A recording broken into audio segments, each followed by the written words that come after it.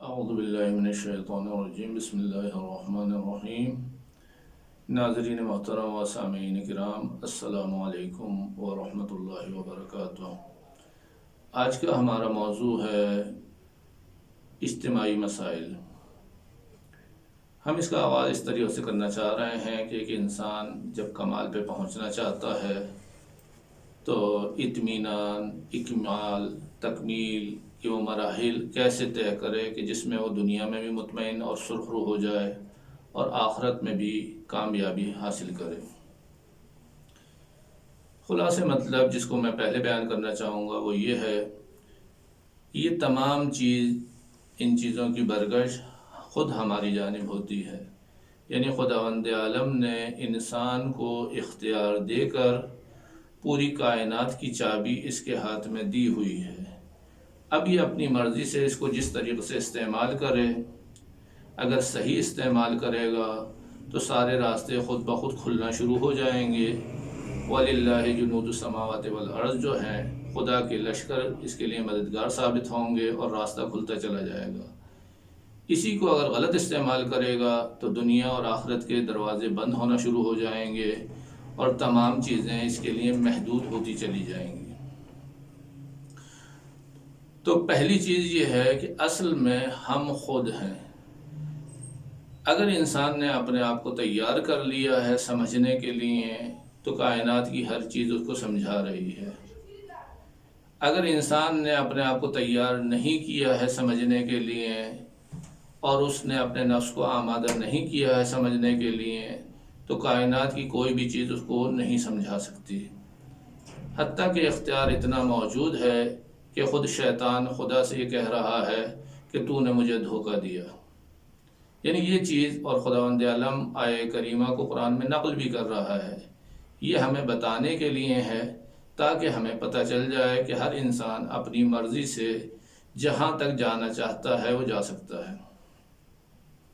عام طور پر لوگوں کے ذہن میں ایک چیز بات یہ آتی ہے کہ ہمیں اچھے کام کرنا چاہیے، ہمیں نیکی کرنا چاہیے، لیکن جب ہم روایات کی طرف جاتے ہیں تو وہاں پر ہمیں یہ چیز مل رہی ہے کہ لا تنظروا الى طول رکوع الرجل وسجوده فإن ذلك قد اعتاده بل انظروا الى صدق الحدیث واداء الامانة، کہ کسی کے طولانی رکوع اور سجدوں کو نہیں دیکھنا چاہیے، یہ عادت کی بنا پر ہے، اور جب عادت چھوٹتی ہے تو انسان کو وحشت ہوتی ہے۔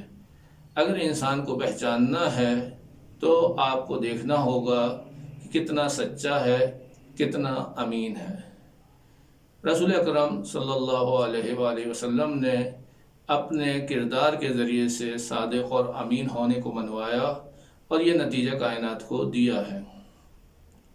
ان علی علیہ السلام بلغ ما بلغ من صدق الحدیث و اداء الامانة، کہ حضرت علی علیہ السلام کمالات کے جن معراجوں پر پہنچ چکے ہیں، جن درجات پر فائز ہوئے ہیں، اس کے پیچھے بھی صدق حدیث اور اداء امانت ہے کہ انسان جتنا سچا ہوگا، جتنا امانت دار ہوگا، اتنا ہی باکمال ہوگا۔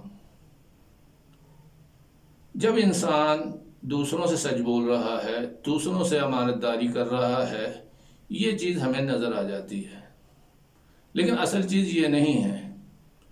اصل چیز یہ ہے کہ ہم اپنے آپ سے اور اپنے خدا سے کتنے سچے ہیں۔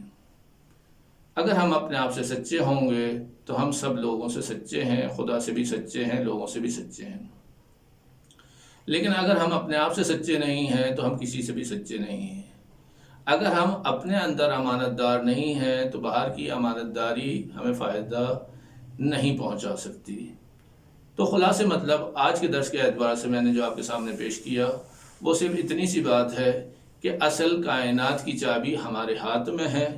اگر ہم اس کو سمجھ لیں تو ہم اپنے لحاظ سے بھی دنیا میں نتیجہ دے سکتے ہیں، آخرت کے لحاظ سے بھی نتیجہ دے سکتے ہیں، دوسروں کو بھی فائدہ پہنچا سکتے ہیں۔ حضرت علی علیہ السلام سے کسی نے پوچھا کہ میں دشمن کو اذیت پہنچانا چاہتا ہوں۔ آپ نے فرمایا کہ اپنے آپ کو فضیلت کے کمال پہ پہنچا لو، دشمن کو ہمیشہ اذیت ہوتی رہے گی۔ یہ وہ چیزیں ہیں جو اہل بیت کی تعلیم اور قرآن کے مطالب سے ہم سمجھ رہے ہیں۔ اگر ہم ان چیزوں کو سمجھنا شروع کر دیں تو نتیجہ آنا شروع ہو جائے گا۔ آج کے درس کو میں یہیں پر ختم کرتا ہوں، اگلے درس تک کے لیے اجازت دیجیے۔